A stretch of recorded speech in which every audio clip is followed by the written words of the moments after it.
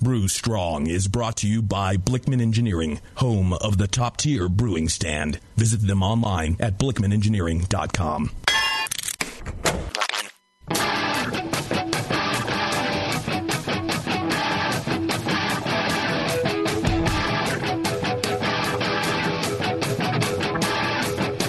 Brewers, it's time for the beer radio you've been looking for.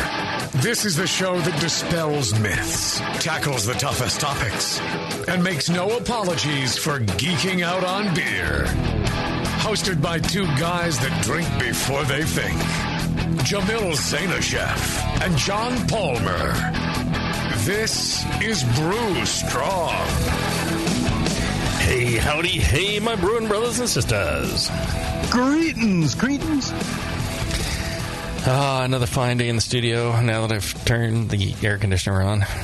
I don't know with the rest of you people and being all cold and, I don't know, grow a layer of fat, for God's sakes.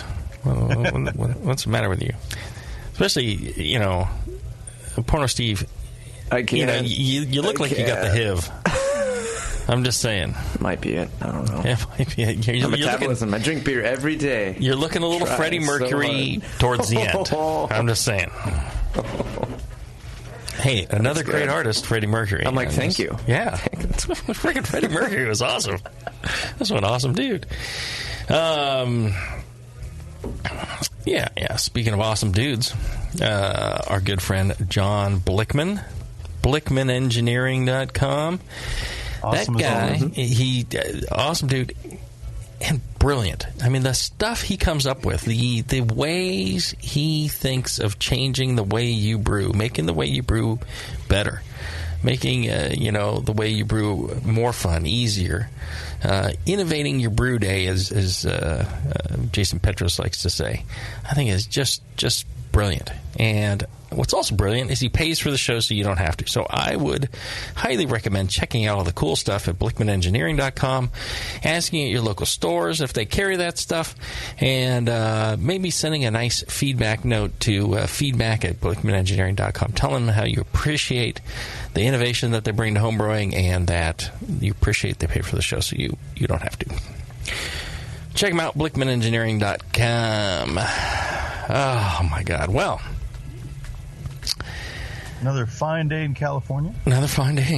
Well, and I got sick and tired of people asking me, are you going to CBC? And I'm like, I'm not going to CBC. I got way too much to do. Well, turns out I brought a friend with me, Ken Anthony from Device Brewing in Sacramento, California. And you may remember him from some of our earlier shows. He's 5 shows he's done. 5? 5 years ago. 5 years ago. 5 years ago. He's got to do better at, I got to do better at lip reading, maybe. Or he got to do better at speaking without saying something. Not here while everyone's looking. So 5 years ago, when he was just starting out, you'd been in business a little bit. Well, when I came in here, probably for just a few months, really. We're talking about nano brewing, micro brewing, all that stuff. Well, anyways, now you've become so successful. You made the list of most rapidly growing breweries on the last BA list, right? And again, you couldn't go to CBC. Why? Because you were too damn busy. Absolutely. Wanted to go, couldn't go. Yeah, can't go. Got too much to do. Way too much. How are these people going to CBC? I don't know. That's beyond me. John went to CBC. I went there, but I've got an excuse. He's got nothing else to do. That's his excuse. Yeah, I had the week free. No, I had book signings to do. Got to be there for the fans, or then I guess the fan. I suppose it was. So, yeah. The fan and his wife. Yeah. Yeah. No, it's always a good time at CBC. See lots of great equipment, some good talks, lots of good talks for business aspects, which Mm-hmm. I don't get into. You do. You two do. But, Yeah. Yeah, good show. I tell you, I was thinking about this on the way down, Ken. What's the difference between you and me? Where do you want me to start? And I was thinking, one of the differences, I think you're a better business person than I am. That's a compliment. Thanks. I think you have the mindset of, business and what's successful and evaluating things for, optimum, return and things like that. I think that's one of the reasons that you're successful. Well, I mean, for what we do, we have to think about the fact that we're in a competitive market, and if we don't maximize opportunities and really focus on what really matters from a business standpoint, while obviously paying very, very close attention to upholding the standard that we've set, which we set a pretty high bar. There you go. Well, and I just I think it's such a challenging market, and when you were starting out, though. And I think the other thing, though, for me, that's interesting is when you started out, you were running your business like an idiot. Thank you. You were brewing 18 hours a day, 5 days a week. Oh, yeah. On a tiny little system that was not sustainable. It was a Blickman one-barrel system. Right, and it wasn't sustainable for what you were trying to do. No, you told me that the first day I met you. Yeah. I'm like, no. And I remember back then, you were near to tears with the torture of doing that. Yeah, we get asked a lot about our story and how'd you get here and what is the story behind the brand, and honestly, we were committed to starting with the money we had and not money other people had, and in order to actually get open, we had to do things like brew on a system. Turn tricks on the corner. Well, I don't like to talk about that, but we had to start with a very small system. We had to start with a lot of kind of hokey little ways of getting things done because we couldn't afford a proper cake washer and things like that. So we got it done. We cleaned everything and we made good beer, but it took us quite a few years to grow out of that. Right. It's the resources you have to start with. Everything's built off of that initial pool of resource you have, be it cash, time, whatever, equipment, and it can be a logarithmic growth from there, or it could be just like a linear growth from there. But it's a growth from that point. It's not a growth from that just all of a sudden stair steps. There is no stair step. It's based off of this one point. And so the smaller and tinier that point is at the beginning, the longer it takes to get to a place of, larger sustainable size and growth. And so well, let's Ken, what would you describe as your milestones along the way that have, changed, or what are the enablers that you've experienced along the way? Right. Well, opening a tap room was the first one. Without that, we would have certainly run out of business. It wouldn't have taken long. So getting a tap room open was a big milestone. We purchased a Sprinter van that we could put a lot more beer into, and we could make our self-distribution days more efficient. And it allowed us to, get out there and, actually drive out to the Bay Area and, have a big day of distribution.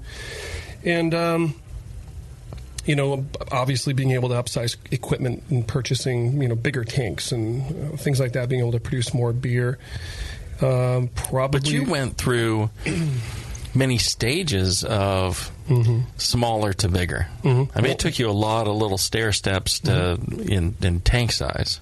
Yeah, so it was. Would it have been better to somehow bite the bullet, get a loan, and go from the smaller to the bigger?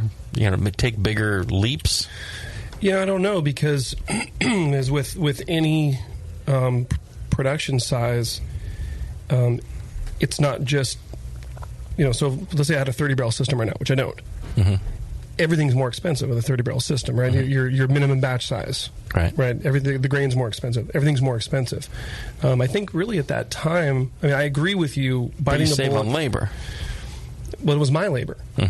I wasn't paying anybody labor. It was my time. It was my tears and my my agony. But it was a manageable size for me at that time. So I don't really have regrets.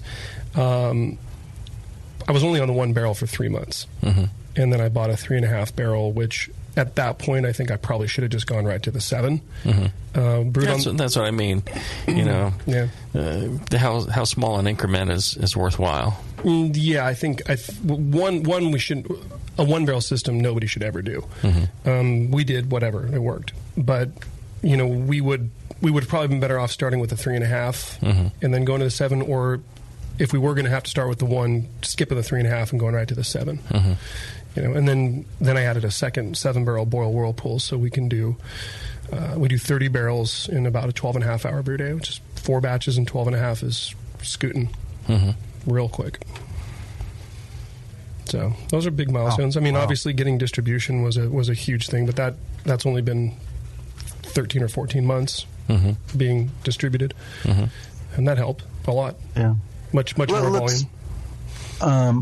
That may be worthy of a tangent on talking about distribution. The way it's done in California, the way it's done potentially in other states. Self-distribution, as you say, is really key, because it enables you to make much better margin on your product, on your beers, than other states perhaps, and that's maybe something we should address a little bit, further on in the program. Yeah, let's do this. Let's take a short break, and when we come back, why don't we delve a little bit into distribution and tap room and what they mean to a fledgling business.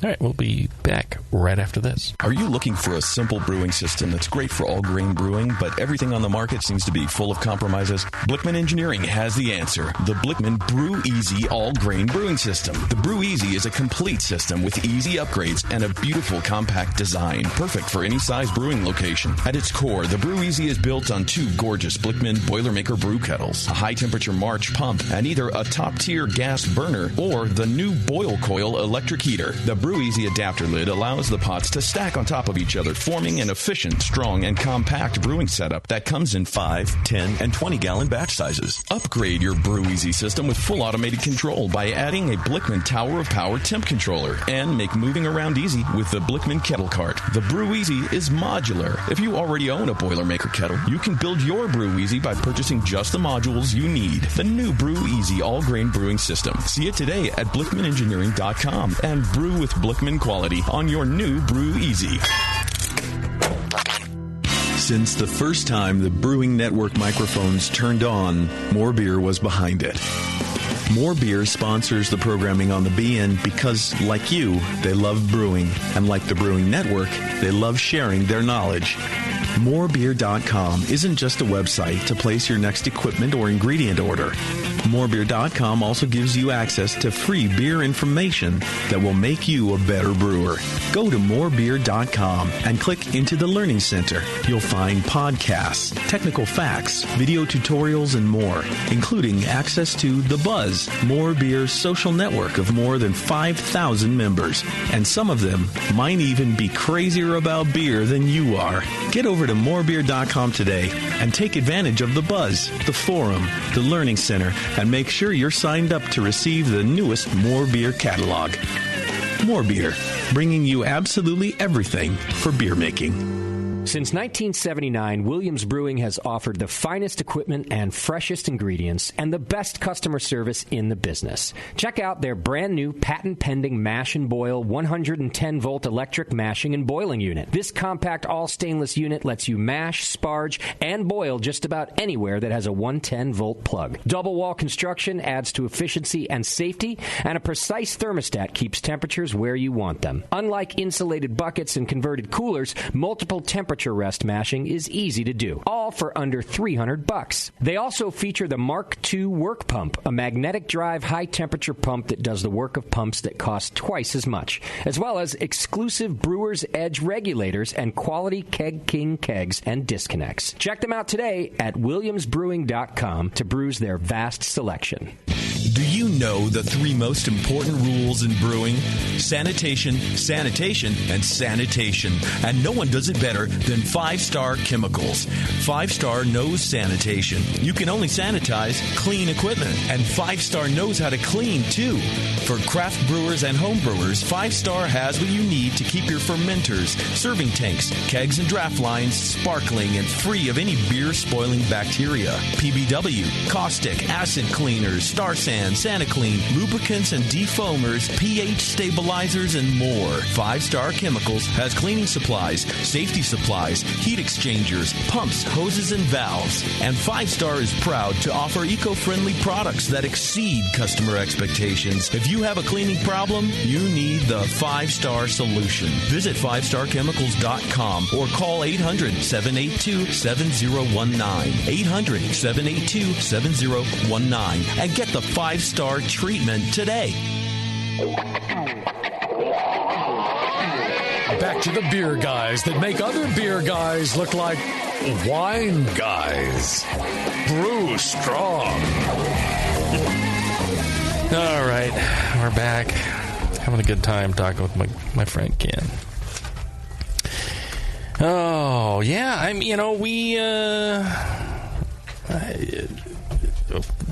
we didn't really know each other that well back then, 5 years ago. But now I feel like we're close friends. Yeah, absolutely. Very close friends. I think we've shared a lot. Yes. A lot of torture and pain and that's just in the bedroom now. And me too.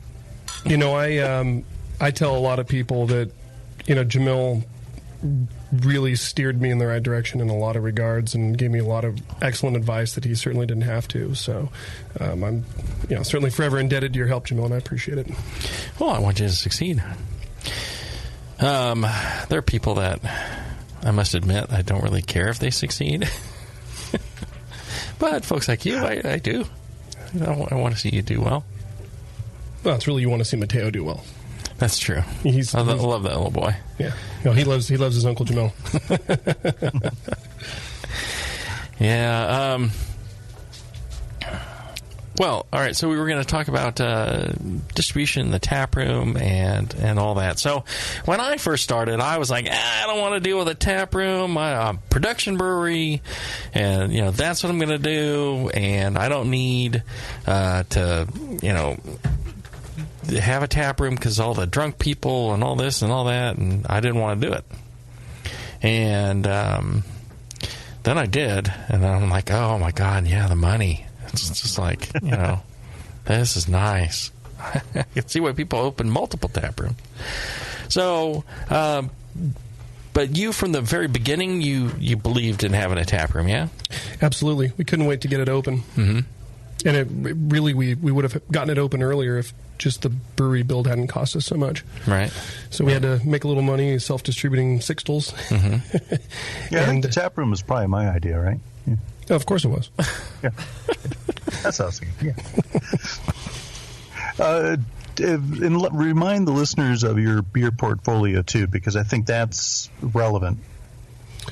Yeah, the core lineup is Integral IPA, Curious Haze, Pincushion Pilsner, Brits in Moscow, Russian Imperial Stout, Anguish Double IPA, Kid Casual Blonde. Those are the ones that's the volume we move right there, and we do tons of one-offs. And I got a killer Nitro Stout on right now that I'm stoked on.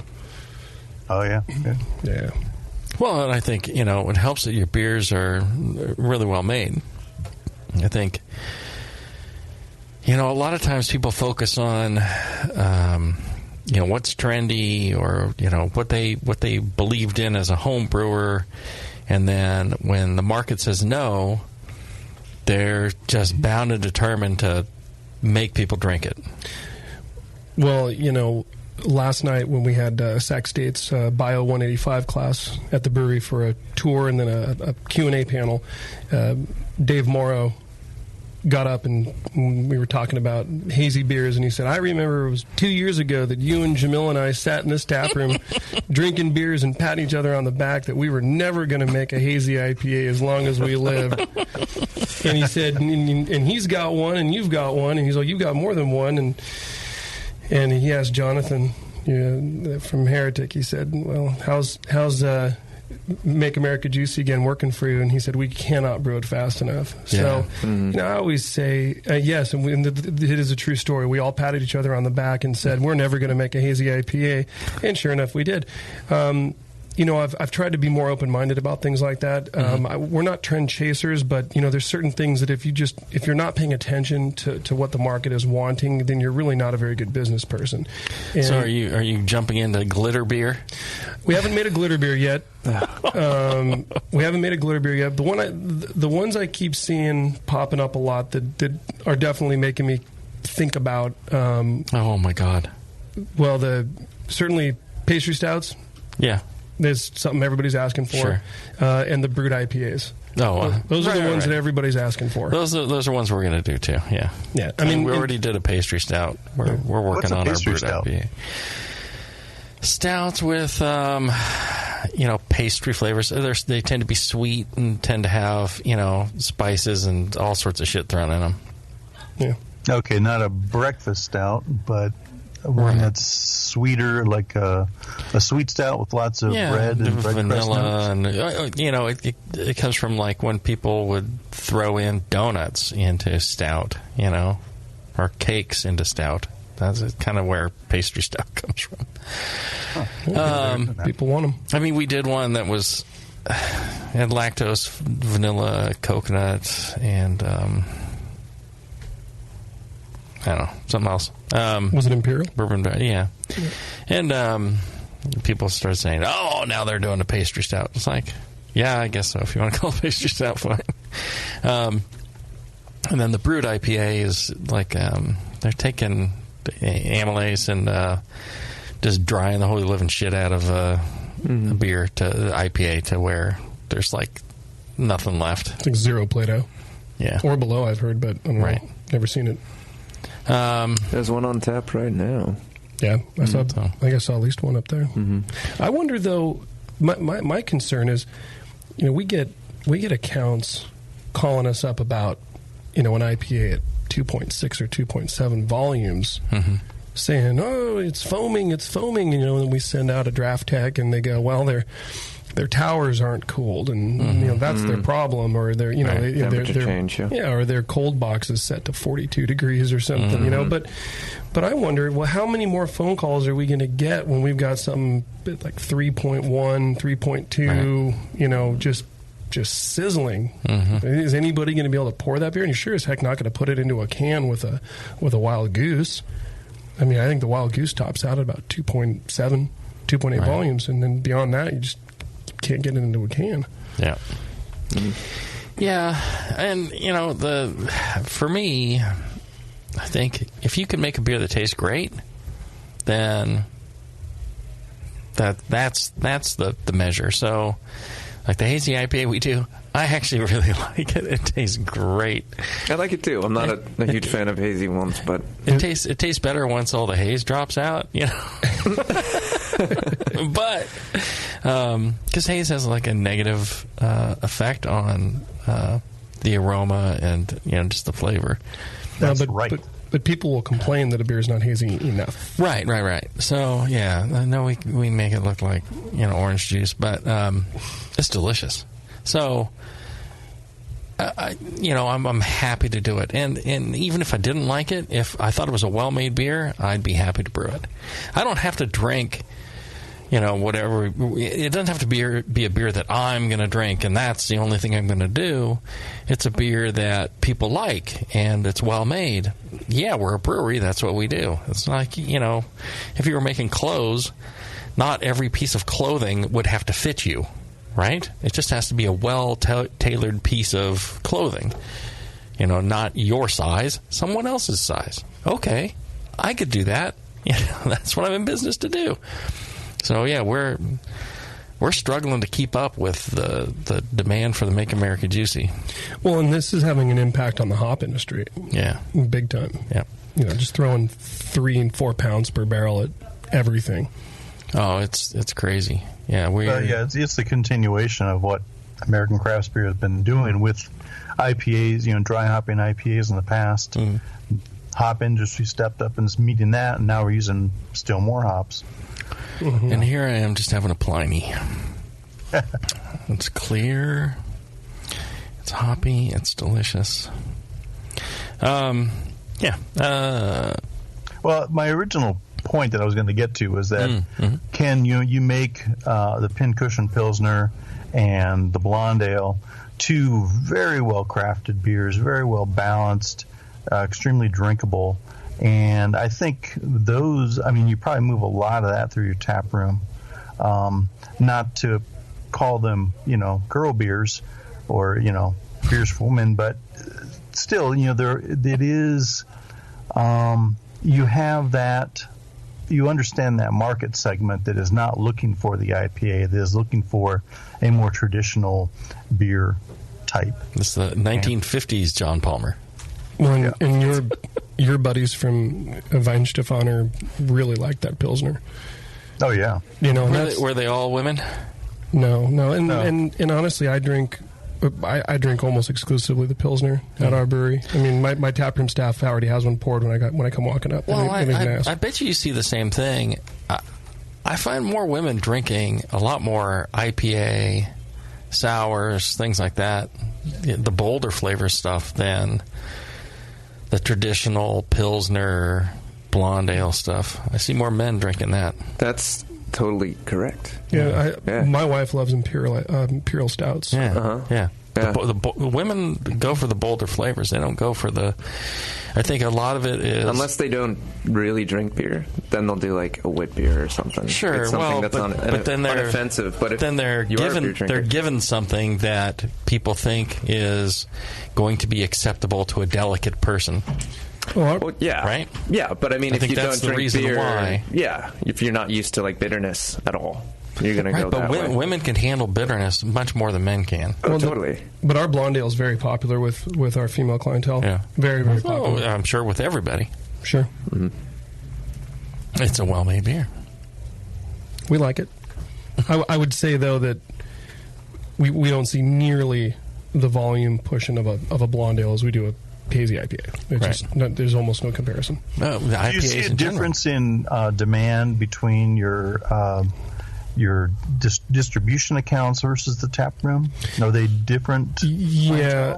Well, right. So our Integral IPA, which is a West Coast California, IPA, that outsells everything, but that also has tons of store placements, chain placements. So we're in the set for a lot of stores with that. That just equates to volume, and it's selling. So they're reordering and reordering. So obviously people are buying it and people are drinking it and people are liking it.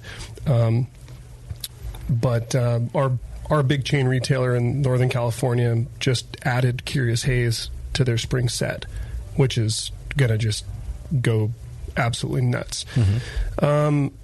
Draft, we still sell more of the West Coast IPA through our distributor because they're going to pizza places and kind of out of the way bars. They're going on the highways and the byways. They're not just going to the crafty ultra crafty bars where they're going places where people have never even heard of a hazy IPA, let alone want one. So we still sell more IPA, Integral IPA, through our distributor than the Curious Haze, for instance. But our tap room, across the board, it's the number one pint, it's the number one crowler, it's the number one growler, and it's the number one canceled. So all across the board. Curious Haze outsells everything in our tap room.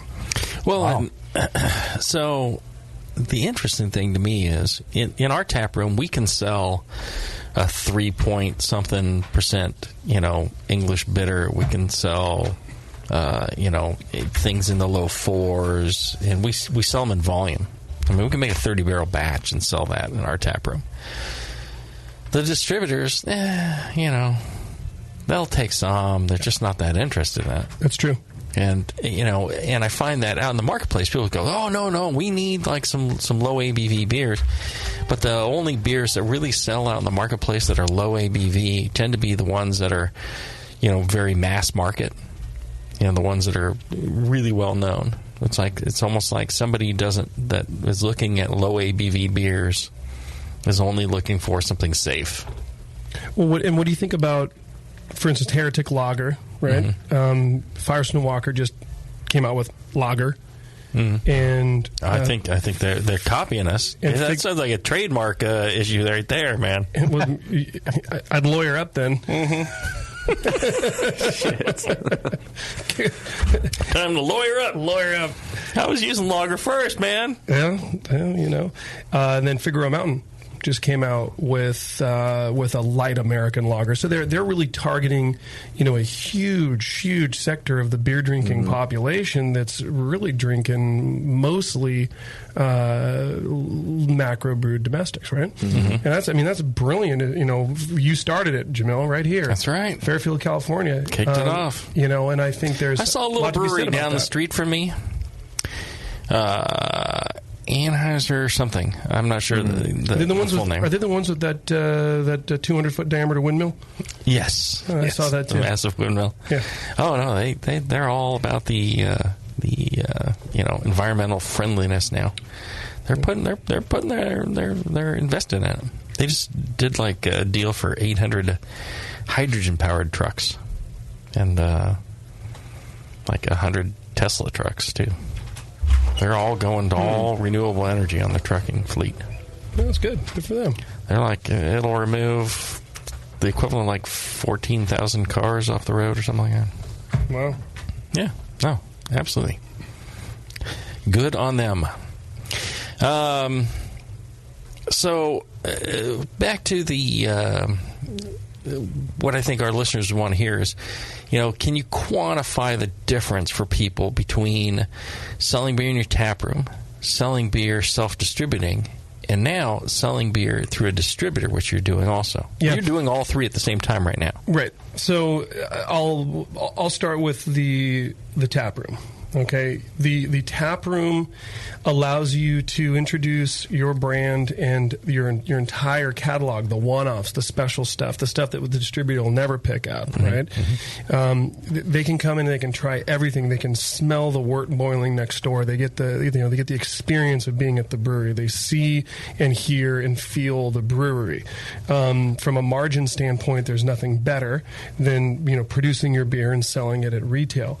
We don't charge as much as the bars downtown because we don't feel that that's appropriate. We feel a $4 pint or a $5 pint makes a lot of sense for people coming all the way out to our brewery. But the margins are great. It's a really critical component to a small brewery. If you start up small and you don't have a tap room, you're setting yourself up for quick failure. Mm-hmm. So then moving on to self-distribution.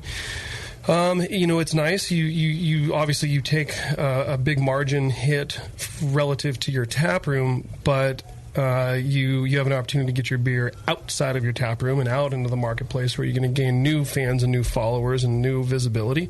But it doesn't come for free. A lot of people say, "Oh, well, when you go to the distributor, you're giving up 30%." Everyone always likes to say. Mm-hmm. It's an investment, though. Well, and let me tell you, it's not 0% of cost to self-distribute. I got a Sprinter van we got to pay for. I got insurance. I got drivers that always go on to overtime. I've got fuel expenses. I've got maintenance expenses. My van fans actually in the shop right now because some mouse climbed up into the engine compartment and chewed up a bunch of wires. It's not free to self-distribute, and so there's some good margin on that compared to going with a wholesaler, but it's not free. Right. You do need to do it if you're a small new brewery. You've got your tap room. You should be distributing your beer out there. You got to get it outside your doors. You got to get it out there, and it's a good way to make a little extra money. And if you have, suppose you started out unlike me and you started with a 7 or a 10 barrel or even a 15 barrel system, you're going to have to self-distribute some of that because chances are you're not going to move through that much volume in your tap room. So that's a great way to make money. Well, and I think one of the reasons that you're touching on is that when you get your beer outside the tap room, people are introduced to your brand and they come into your tap room as well. They seek your brewery out. All of a sudden, you've got more revenue in the tap room. Yeah, they feed each other for sure. Then going with a wholesaler, which like I said, we're only about 14 months in on that. We sell it for significantly less than if we were self-distributing it. But we don't have to worry about collections, which is a major issue, something that a lot of people don't think about when they start self-distributing, is that when a struggling bar, restaurant, or tap room out there is, having a hard time paying their bills, they're going to stiff that independent brewery before they stiff the big distributor. They will screw you every time. Yep, and they do, and we have been. And there's so many clueless idiots running bars. There's a lot of great people that are brilliant business people, and they will tell you there's a lot of their fellow bar owners that are just morons who don't know what they're doing. Yeah, and we used to have to play collection agent, and we would send our staff down to places. Hey, don't come back without a check. And I got tiresome. But our distributor, they pay us every single time, usually in 10 days, and their checks don't bounce, unlike some other people. Right. And they promote our brand. They stock. They rotate. They cold store. They do what they're supposed to do. Right. Well, I think a lot of times what people don't understand is, well, it's not just there's a margin to the distributor. It's double that amount of margin. It's the margin the distributor you're giving up. The margin the distributor gets from the retailer. You're giving up the margin that you need to give up to the distributor, and so it's like a double dip. That the amount of margin you're giving up is massive, and compare that to the tap room. You're giving up also the margin that the retailer gets to the customer. So that's why the tap room's huge. And if you're start out with the tap room, do some self-distributing like Ken's saying, and then, and I think if you're going to go to a wholesaler, you got to find one that's really going to believe in your brand and will sell it and put the effort in, not just sit on it. And lawyer up. Yeah. No, I think that's a really good point because and I think you have to go in that order too, because self-distribution builds, reputation. It builds, a respect when you go to that wholesaler finally and say, hey, I've got these sales, I've got these accounts currently that are taking my beer. You should take me seriously, in other words. Well, and unless you are a celebrity brewer who has jumped ship and moving somewhere else, you're not going to get the attention of a wholesaler. If you're a no name, no one's going to pick you up without sales history. You got to make your own name. You got to make your own name. You got to have the sales history, and they're going to want to see, show me the last 2 years of your sales. Who are the accounts? What are they buying? How often are you going there? And that's how they evaluate your brand. Yep. Well, and I got to tell you, who's made a name for themselves is Great Fermentations out in Indiana. These people, fantastic. They have the largest catalog of Blickman products on the web. They've got the best trained staff in Blickman products. If you need to know something about how to use Blickman product, you're better off calling Great Fermentations than you are Blickman. I'm just saying, John, he's probably been drinking. I don't know. He may be having a bad day. He may shoot you. I don't know. But Great Fermentations, their kind staff will take care of you. They have top-notch customer service. Same-day shipping on many items. Check them out, greatfermentations.com. You can even like them on Facebook, Instagram, Twitter as GR8 Fermentation. Good people. Check them out, greatfermentations.com. All right, let's take a short break. When we come back, I want to talk more with Ken about the trials and tribulations of our lives. Back after this. If you work in retail sales, the restaurant industry, or are a new craft beer enthusiast, or you know someone who is, you have got to check out Beer 101. Beer 101 is an online course created for anyone wanting a quick introduction to the vast world of craft beer. Beer 101 covers the history of beer, brewing ingredients and processes, vital stats like ABV, SRM, IBU, and gravity, styles, tasting, glassware, and pairing beer with food. The Beer 101 course is offered by the Brewers Association at craftbeer.com. Also home to the truly awesome Beer Style Finder, a visual guide to every beer style. Quickly play with color, bitterness, and alcohol content to interactively explore the entire world of beer styles with a gorgeously designed interface to your favorite beverage. The new Beer 101 course and new Beer Style Finder are only available at craftbeer.com. Craftbeer.com, celebrating the best of American beer. Hey, my brewing brothers and sisters. This is Jamel Zanishev, and I want to tell you about Heretic Evil Twin. You might be familiar with my homebrew recipe, which uses massive late hopping to create a balance between the malty sweet and the hoppy bitter, along with an outrageous malt and hop character. I wanted a beer with the same bold hop and malt character, so we played around with the homebrew recipe until we were able to make a great commercial version too. We've created a beer rich in malt character, full of caramel, toast, biscuit, and an ever so subtle roast note. On top of that, we piled in an insane amount of Citra and Columbus hops at the end of the boil, as well as in dry hopping. This damn-the-cost approach to hopping gives Heretic's Evil Twin a great blast of citrus and tropical fruit that can't be matched by any other hop. The result is a bold, malty, hoppy, but easy-drinking beer. This is our top seller, our flagship beer, and I couldn't be prouder of it. Cheers. To find Heretic beers near you, click on Find Some at hereticbrewing.com. The 21st Amendment. Watch out! Do you like beer? They make beer. Watch out! Do you like friends and fun? They make friends and fun. Watch out! Do you still like to have a good time? The 21st Amendment. Watch out! The 21st Amendment in San Francisco, located at 563 2nd Street, 2 blocks from the building where baseball is seen and played. Try their beers in the pub or try them in the can, featuring Monk's Blood. Made with real monk. Watch out! So why not have the best time of your life? Go to the 21A and Sean O'Sullivan will personally greet you with a can of Monk's Blood. The 21st Amendment. Watch out! This advertisement is not in any way affiliated nor associated with the 21st Amendment Bar and Pub, nor its subsidiaries or affiliates. This telecast is not copywritten by the 21st Amendment for the private use of the Brewing Network. Any use of this telecast without Jamil Zainashev's consent is prohibited. Suck it, JP. Are you a member of the White Labs Customer Club? If not, you should be. It's the easiest way to earn free stuff for turning in your old homebrew labels from either Vials or Pure Pitch. All you have to do is save your labels and redeem them for things like free yeast, an exclusive White Labs t-shirt or sweatshirt, and even the opportunity to brew with the yeast man himself, Chris White. Signing up is easy. Just go to whitelabs.com/customer club, fill out the registration form, and then mail in your labels. They will return the favor by sending you awesome White Labs swag. Go sign up today at whitelabs.com/customer club. White Labs, pure yeast and fermentation since 1995.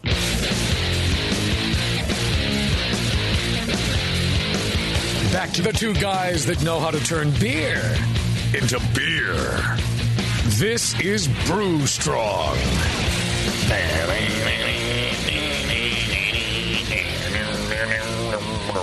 All right.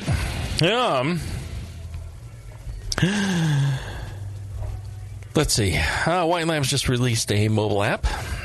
Our good friends at White Labs. Whether you're homebrew searching for your next strain or professional placing an order, White Labs mobile app has something for everyone. Key features include an easy-to-navigate ordering system, custom culture calculator to determine appropriate pitch rates, homebrew store locator, up-to-the-minute inventory availability, and more. Download the new White Labs mobile app from iPhone on Android by searching White Labs in the App Store or the Play Store. Anywhere you get apps from the small child at the end of your couch, whatever, they have it. Cool app. I've actually used it, helped beta test it. Good stuff by White Labs. You'd think their best stuff is actually the yeast. Their app is just below that. So, good stuff. Check them out, whitelabs.com. All right, so we're back. We're talking about during the break. We're talking about Frank pulling his noodle up in Portland, and Porno Steve and I going to there and to the our favorite cheesemonger place where they have nothing but cheese and beer, and maybe if you get me drunk enough and I'm feeling generous, I'll take you to the place with 1,000 whiskeys. Ooh. That's expensive. Yeah. I can imagine. Remember we figured out the name a couple shows ago. Not no cheesemonger. No, the 1,000 Whiskey. Oh, the 1,000 Whiskey. Right. It's called just the library Googled, or something. Right. It's a whiskey just library. Googled 1,000 Whiskies Portland. Yeah. It just popped right up. There it is. Yeah. No, we go to all those places during the Homebrewers Conference up in the Portland, Oregon, not the Portland, Maine, the Portland, Oregon, the land of the port. Yes, the land of the port, the place that destroyed Cement Hill around where Fairfield is now because they started making Portland cement, and they had better shipping options, and so poor Cement Hill died in Fairfield. It was a big community, old schools, movie theaters, all that stuff. You guys don't care. You're just no. So they turned it into a parking lot, or what? No, it's still a hill. Everyone asks, "What's the castle up on the hill?" It was part of like the cement processing facilities. Okay, you're right. I wasn't interested. You're right. I think there's a meth lab growing in one of the. There's like a large cement culverts that go through like the hillside, and I saw some people carrying some stuff in there. I think they're setting up a meth lab. Oh, slide rules and calculators and stuff. Now you've got his attention. Yeah. You said math. Yeah, you don't see many math labs around, but I suppose it kids take advantage of those. And abacus themselves. That's right. Yeah, they've got some abacus going on. Yeah. Absolutely. I also wanted to tell you about Norman Bates. You know Norman Bates, right, Ken? Yeah. And Norman Bates said it best: a boy's best friend is his mother. While we can't say we agree 100%, we do think that this year Mom deserves something cool and custom from GrogTag for Mother's Day. Go to grogtag.com and shop for hundreds of templates covering all kinds of products that you can modify and make your very own. From coasters of your baby pictures to beer and wine labels with last year's family reunion on them to metal signs of her grandchildren. We have it all. Mother's Day is on May 13th, so start creating over at grogtag.com and use code BNARMY to save 10% on your order. That's at grogtag.com. All right, Ken, we were talking, the differences between tap room and distribution, and the Pliny is keeping me from remembering exactly where we left off, but maybe you remember, but I don't. But I'm really curious about. So one of the reasons I wanted you in here today was, 5 years ago we were talking with a brand new struggling brewer who was trying to, get wort in the fermenters, just get beer out the door, just trying to run a business and struggle with all the challenges of that. And now you're one of the fastest growing breweries, by volume in the BA list. Now, you're still a small brewery. So, massive growth is still easier at this point, right? Sure, it's a percentage. But why? Why you versus some other small brewery? You're doing better than, the other 6,000 other tiny little breweries in the U.S. I mean, literally, you're like in the top 10 of the 6,000 tiny breweries. Right. Why?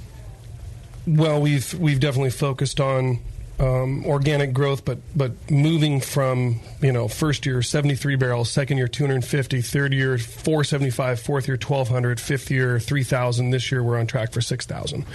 So from 73 to 6,000 is a pretty big jump. Obviously, the BA didn't take into consideration what we target for this year. They're only looking up through last year. Mm-hmm. But I mean, if you just look at the last 3 years, 475, 1,200, 3,000, that's cooking. Mm-hmm. That's almost 300% growth every year. Mm-hmm. So, that's why we made that list. What did we do differently? I honestly don't know. We were just really forced to keep making more beer because the sales demand was there. Mm-hmm. Once we jumped on board with our distributor, then that shot things up even more. But in our social media post about that, because we were very proud and we wanted to share it with everybody, one thing we said was, our mission remains the same, is to make the best beer, not the most beer. Mm-hmm. And right now, we've put a massive amount of money into our brewery to give us growth potential for futures. Right? It's not just, we didn't just build the infrastructure for today. We built it for to at least the next 3 to 5 years. Mm-hmm. So we can add and plug and play more tanks and not have to just redo everything, mm-hmm. right? So we have a little bit of over-engineered systems, but that's okay. They won't be in a year from now, right? Mm-hmm.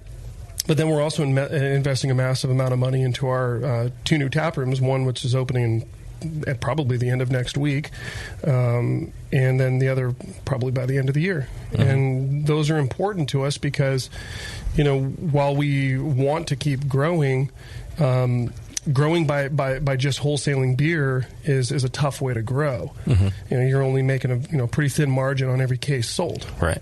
So in order for us to continue to grow and to continue to improve and have more efficient cost of goods, we need capital. And in order to get capital, you got to make sales. And the best kind of sales are the retail ones. Mm-hmm, mm-hmm. So, our tap room in Midtown Sacramento is gorgeous. And we're going to give people an incredible experience. And that's going to be really good for our business financially. All right. A couple of questions that occurs to me. Oh, hey, is there a sweet spot in terms of brewery size for a region? I mean, 5,000 barrels a year, anywhere from 2,000 to 5,000 seems to be a common number for many small breweries across the country. Do you think that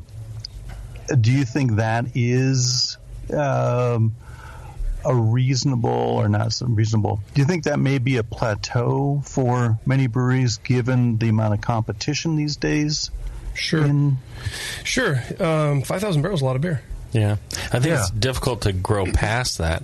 I think it's difficult to grow past even 1,000 barrels. So when you have a tap room, for a tap room with good beer and a well-run tap room, you can do 1,000, maybe 1,500 barrels. Correct. If your beer's not that good and it's not that well-run a place, you're in the 300 to 400 barrels maybe, or less. So pushing past that, you have to start distributing outside. Self-distribution, it's hard to self-distribute more than like a few thousand barrels. Not without a fleet of trucks. Right. So that's where, getting past like 3,000 barrels is difficult. Without a wholesaler, for sure. Yeah, right. I had a conversation with Lori Porter from, she's one of the owners of Smog City down in Torrance, California. That's a good one. Yep. Oh, they're great people. But Lori and I were having a conversation about a month ago, and we were talking about that because they've got the brewery, which has a tap room. They've also got their Steelcraft, I believe is the name of their first satellite, and I do believe they're working on their second satellite tap room. And I said to her, "What do you guys? What's the feeling for you guys on that kind of that? Hey, let's kind of cool it at about this number.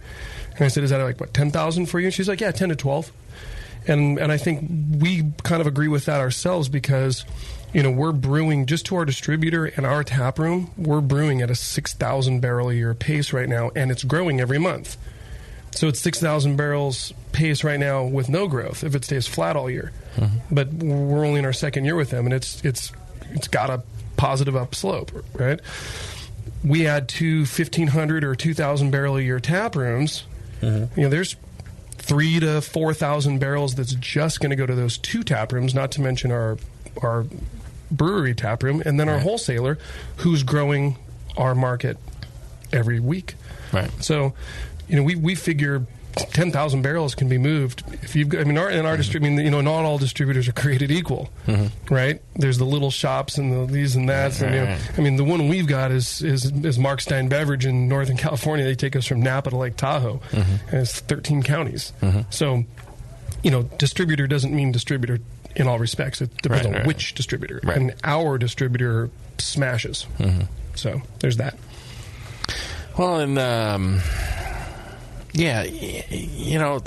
think there's a limit for the majority of brewers. I think it's going to become exceedingly difficult for brewers to become big regional breweries anymore. I think it's going to become nearly impossible. I think people are going to limit out around 15,000 barrels. I think no matter when you're building your infrastructure, it's like how much bigger do you want to be? This is what's taken down Green Flash. Taken down, what was it, on the East Coast? I know, I'm thinking of the same one you are, too. Right. I'm blanking on it. And a number of breweries, it took them down. It took down locally Rubicon. They overbuilt for what their demand was. Yeah. Took them out of business. They built a, separate brewery, production brewery, and demand just wasn't there. Speakeasy, it's difficult to, when people are looking for the newest, latest thing. I think that just becomes real challenging. Now, all right. So the two questions I had were that one, I want you to give the addresses and website for your brewery and tap rooms and all that. Yeah, it's devicebrewing.com, at Device Brewing, facebook.com/Device Brewing, Instagram, Twitter, Facebook. Tap rooms on 14th Avenue in Sacramento. That's the brewery too. That's the brewery. Yeah. Downtown Sacramento, R Street, R and 14th, right in the heart of Midtown. And then the third coming later is in the Pocket Greenhaven neighborhood, a little south of town. Now, and here's my other question, we've talked about this before. I'm concerned that if I open up, we distribute a lot of beer. And I'm concerned if I open up more tap rooms in the area where I distribute beer, that I'm just fighting the same retailers that already sell our beer and sell a lot of our beer. And if I open up a pub right across the street from them, they can be like, well, screw you. Why should I have your beer when you're selling it in competition with me? So I worry about that. Right, but look at the blast radius of that tap room and think about all the other places you distribute. They're not going to care. True. Well, and that's why I was thinking, well, all right, so if I open something, maybe I should open it in a place where I have no representation. Well, then how do they know? If it's in a hot spot, then it's going to do well no matter what. If it's walkable downtown, midtown, in a hot downtown, old town neighborhood, sure. You could be anything, and if the beer's good, it's going to be packed, all the time. We were concerned about that. I don't know if you asked me if I was concerned about that, but we were concerned about that, and in fact, I asked some retailers in Midtown, and the majority of our retailers in downtown said, well, people are still going to come here for dinner. People are still going to come here for drinks. People aren't going to stop coming here because you're there. And the more forward-thinking retailers are thinking, well, if everybody in Midtown is now super stoked on your brand, what are they going to order when they're having pizza at my place? Or they're getting drinks, at our concert venue. Mm-hmm. Because then you become a household name down there. Sure. And then the beer could actually increase your beer sales in the nearby accounts. Well, and that's one of the things that we have, where we're located is, great support from the retailers. It just makes you a household name in the area, right? Right. And everybody loves you in Fairfield. Aren't you an honorary colonel? Is that what you are? What? Tell me more about that.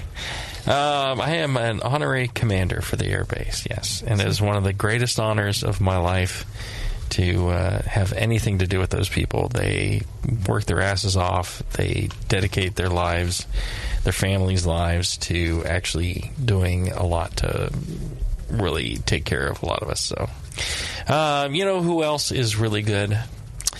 Our good friends at More Beer. They actually have a new site, morebeerpro.com. Have you bought through More Beer Pro? Yes, in fact. We use More Beer Pro quite often. Yeah. Bulk, malt, hops, yeast, fermenters, brights, along with 4,000 other products to breweries at wholesale pricing. If you have a brewery, you should go to morebeerpro.com, set up an account, save with morebeerpro.com. I went and reworked all my taps, all my faucets, 36 of them replaced with faucets from morebeerpro.com. And the price was spectacular. I mean, a fraction of the price I would have paid. And great service, great folks there at morebeerpro.com. They got everything. I'm telling you, that's a way to save you some money. We have our ways of buying stuff, you and I. Oh yeah. And I think that's part of being successful in business is not paying too much. Not being stupid with your money. Speaking about being stupid with the money, let's take a short break. And when we come back, we will wrap up our discussion with Ken from Device Brewing, one of the most top 10 most rapidly growing breweries in the United States. Right after this. Brewing great beer is a process of continuous learning, and the best books on every aspect of brewing can be found at Brewers Publications, with more than 50 awesome titles like Modern Homebrew Recipes by Gordon Strong, Designing Great Beers, the Ultimate Guide to Brewing Classic Beer Styles by Ray Daniels, American Sour Beers, Innovative Techniques for Mixed Fermentations by Michael Tonsmeyer, For the Love of Hops, The Practical Guide to Aroma, Bitterness, and the Culture of Hops by Stan Hieronymus, and Radical Brewing, Recipes, Tales, and World-Altering Meditations in a Glass by Randy Mosher, plus many, many more. These are the books and the authors with the knowledge to push your brewing farther than you thought possible. And you'll find them all at fine homebrew and book retailers everywhere. And visit the website at brewerspublications.com. Brewers Publications, all the best on beer and brewing. Your support of the Brewing Network means everything to us. We couldn't produce shows without you.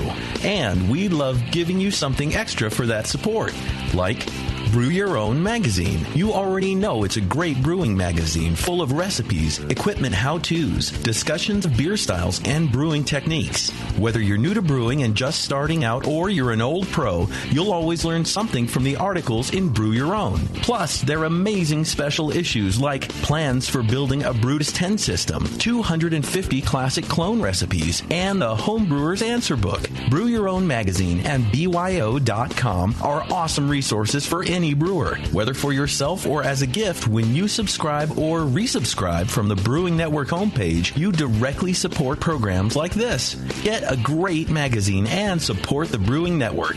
Subscribe to Brew Your Own right from thebrewingnetwork.com.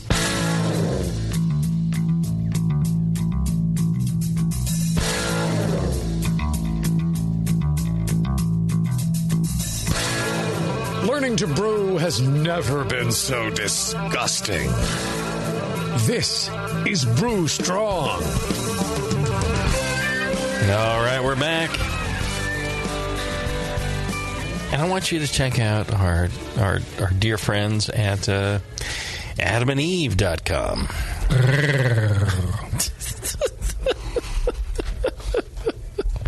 See, Ken brought something special to this show. I'm just saying. If you go to adamandeve.com and use the offer code Jamil, Jamil, you're going to get 50% off almost any one item when you use the offer code.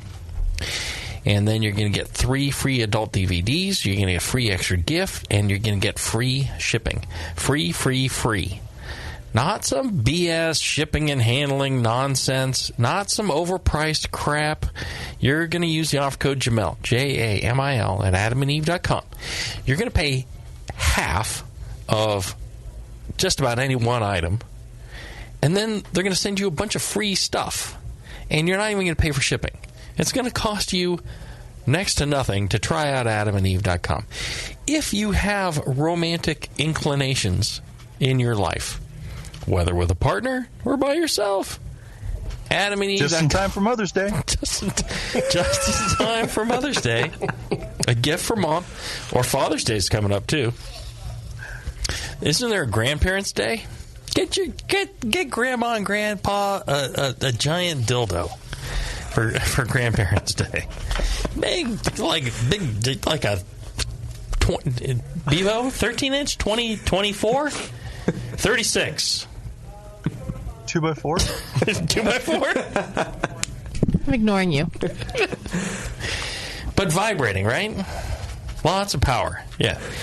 The 480 volt 2x4 3-phase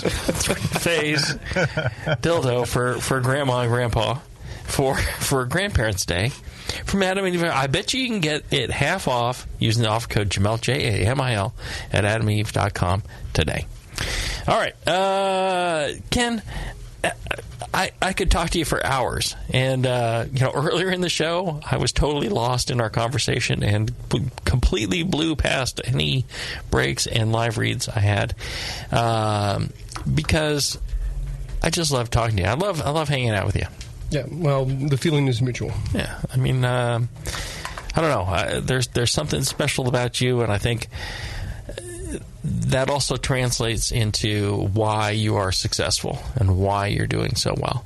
And what I want you to do is dig deep, think hard, look inside, and share with our audience. What are the top 3 things that you believe have contributed to the success and that other people should try and emulate if they want to take their 100 barrel a year brewery to 6,000 barrels to be the next person in the top 10 high growth breweries? Well, I would say that in no particular order, you should not bite off more than you can chew with whatever you're going to do. Don't go from... That's what took down Green Flash, took down Speakeasy, took down Rubicon, took down so many breweries. That's what takes them down. Right. Don't grow too fast. So don't bite off more than you can chew, and that can mean a lot of things. That can mean bringing in a bunch of investors and partners so that you can get the 50-barrel brew house installed. Well, and so I'm going to keep interrupting you, I think. So the brewery was one of the fastest growing breweries is saying don't grow too fast. Absolutely. Don't grow too fast. Don't overspend to think you're going to grow too fast or grow at some stupid rate. I think it's probably really easy to get carried away and get excited with how fast you're growing, and then exactly, bite off more than you could chew. You can always grow further. Right. Once you pull that trigger and get bigger, there's no going back. There's no going back. So it's better to be in demand and not being able to produce. You haven't. I think what Taylor's saying is, you haven't pushed to growth. You've let growth pull you. Correct. Yeah, it's been a pull, not a push. And so I always like a pull. I prefer the pull over the push.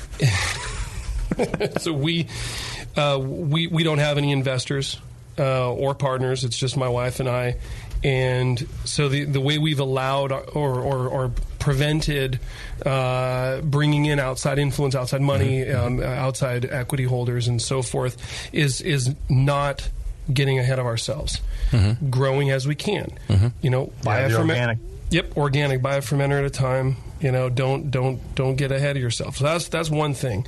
Another thing is have an unwavering commitment to quality. And one little kind of one-liner quote that I throw out all the time is one that Jamil gave me, and he said, it's either your beer that goes down the drain or it's your reputation that goes down the drain. You can always brew more beer. You can't brew a new reputation.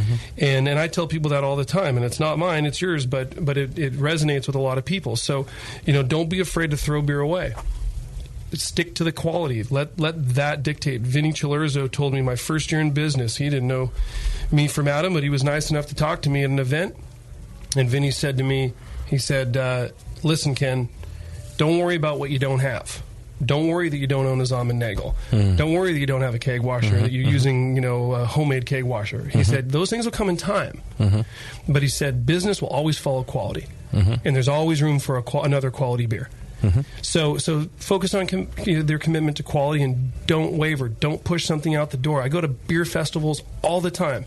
And in all honesty, I spend most of my time finding the worst beers there. And trying to figure out what the flaw was, what went wrong. Because they're all over the place. And I always say to myself, who let this leave the brewery? Right. Somebody drank this and said, yep, ship it. There are so many bad beers out there. Good to go. It's killing me. So don't do that. And third, and certainly not last, customer service. Focus on great customer service, and that's everything. So that's your taproom customers that come in. Treat them like royalty. Let them know that you appreciate them choosing to come and spend their hard-earned money at your brewery or satellite taproom or pub or whatever you've got going, right? Customer service to your self-distributed accounts. Take good care of them. When they're texting you and asking you, hey, we want to set something up, get right back to them. Go visit them. I always say kiss hands and shake babies. Get out there and give them love. That's good customer service. And then when you do partner with a wholesaler someday, you are partnering with a wholesaler. And let me tell you, you want to be the brand that they're happy with, not the brand that they're pissed at. And that's customer service. That's taking care of them. That's fulfilling their orders. That's communicating. That's following through. So customer service, quality, and don't grow too fast. Don't bite off more than you can chew. Yeah. No, I think that's solid advice. I'll give you a story of the customer service you're talking about. It was a Sunday, and a retailer was having a problem with the draft equipment, and it happened to be our beer that was on it. And they reached out to our sales rep and the distributor people to solve the problem weren't around. And so my wife and I jumped in the van. And our salespeople, all three of us converged on this place, which wasn't close, and took care of the problem. And had a couple of pints, something to eat, and left. But that's what you have to do. The buck stops here. Yep. It doesn't matter what the problem is. The problem needs to be solved, and it needs to be solved, with great care and great speed. And I think that's I'm always shocked at the people that don't seem stressed about owning a brewery. Right? How are you not stressed? How is your world so perfect? Believe me, there's no end of problems. There's so many things that are not perfect that need correcting constantly. It's a struggle. And I'm so glad to see you doing so well because, you work hard. Yeah, you do. I mean, you work hard, but you're a brilliant person, and you really care about what you're doing, and so it's so good to see you having success based off of that, not off of stupid marketing or somebody is pumping money into it and somebody's got connections in the movie industry or something stupid. I don't know what it is. I'm not picking on anyone individual. I'm just making something up. So it's good to see you doing well. And so glad to have you here. All right. If you're listening live, stay tuned. Ken's going to stay with us because I'm your ride, so you're going to hang out on the next show. And, if you got questions, you can always call in. Not many people hear that, Ken, so, we're going to have some fun. I'd like to hear some stuff about John and CBC. He went to CBC. Ken and I couldn't because we both own breweries, and when you own a brewery, you just don't have time to go to CBC. Stressed about shit. Yeah. And that, and maybe we got some questions about some other stuff, and I don't know. But if you like this show, if you like what we do, I would check out our fine sponsors, people like BlickmanEngineering.com. Check them out. Send them an email. Tell them how much you enjoy, that they pay for this show so you don't have to. More Beer Pro, Great Fermentation, all these folks, they're chipping in so you don't have to pay for the show ever. And I think that's pretty special. Because without them, John and I aren't doing the show anymore. Because... no, John and I will still show up. I guess the equipment and the people to run everything won't be here. So, that's it. I'll just have to pay money to be here. Bevo is cutting it off. That would be it. Gone. All right. Until then, everybody, brew strong. Brew strong, everyone.